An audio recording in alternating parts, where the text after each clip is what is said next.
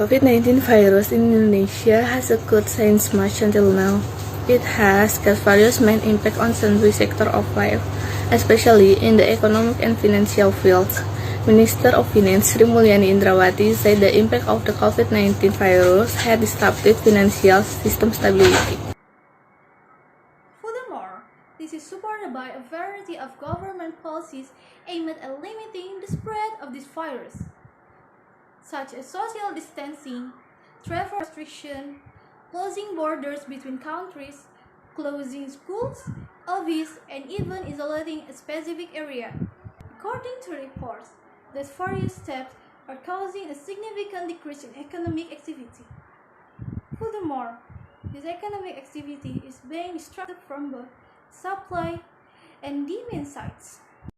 The impact of COVID-19 in the financial sector, one of which is in the financing sector, has brought bad things to the financing industry. Restructuring of financing to debtors has led to a decrease in the income of financing companies. Difficulty in collecting installments for debtors due to the impact of COVID and the prohibition of local governments on industrial financing. Finance companies also still have to make installment payments to banking companies for their debits, but the number of customers who are rescuing is so large. Well, due to COVID-19 become a historic moment because it had an impact on the various sectors, including making household consumption or purchasing power is the main support, dropped by 60% of the equity. The pandemic caused broad uncertainty so that investment weakened and business stopped.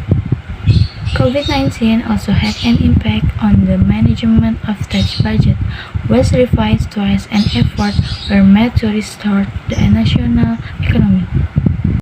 As the result is good, the Indonesian economy is expected to improve because the COVID-19 is heavily affected by economic growth and financial stability in Indonesia.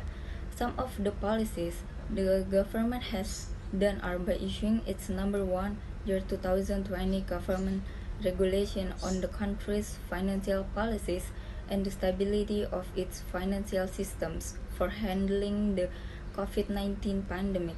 The government is urging all citizens to comply with the health protocol that the COVID-19 soon come to end, and the economy and financial stability will be back to normal.